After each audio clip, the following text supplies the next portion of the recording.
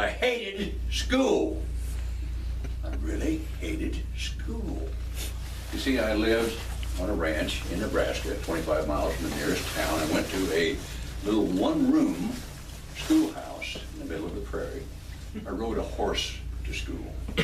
We all rode horses to school, stuck them in the barn, and went to that little one-room schoolhouse. And the horse would be okay going to school, a little hesitant, but when it came time to come home, he would go lickety-split. And I always fell off the horse. I hated school. The teacher was dumb. The teacher was so dumb that she couldn't do third grade arithmetic problems. My mother wouldn't put up with it, so she had my father buy a house in town. It was 25 miles away, and we stayed there during the week. And I went to a parochial school, a Christian school, a religious school, and I had to walk past the public school to get to the parochial school, and they waited out front to pick fights with me on the way.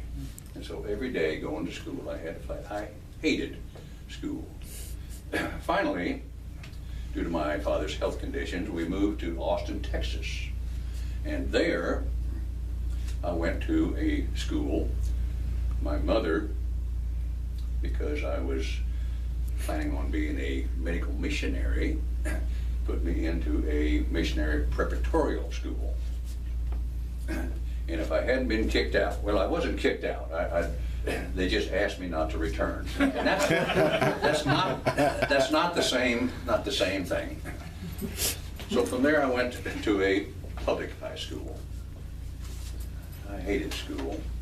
I went to a doctor's office, and they had these little prescription pads, and I borrowed one of those pads, and I would fill it out, and that would be my excuse. I was sick. I signed the doctor's name on there. And so I missed quite a few days in school. And at the end of my senior year, they refused to let me graduate because I'd missed so many days. Finally, we talked. I was exempt from all the finals. Finally, they let me graduate, and I moved on from there. So an opportunity came a little later on in my life to talk to some school children. Have you ever had the opportunity to go to career day and talk about your business? Well, they had the postman and the lawyer and all of the different. When it came my turn, I said to the kids, these are middle school kids, I said, I'm going to tell you something different than what any of these people have told you. I'm going to tell you, don't get a job. Now, the kids are looking bewildered, and the teachers are looking very nervous because they're watching what's going on.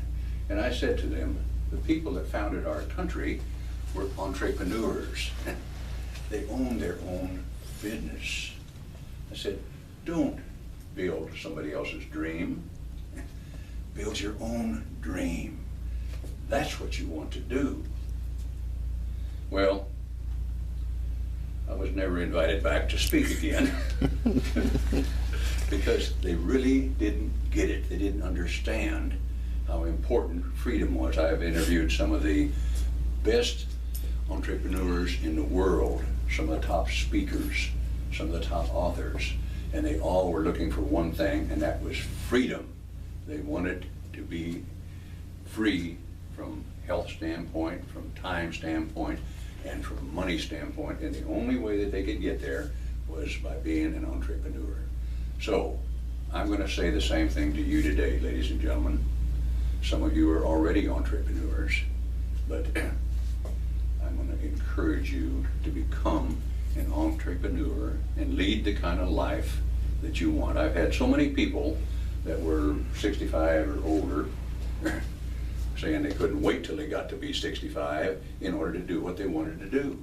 And I would say to them, why don't you do what you want to do right now? Get it started.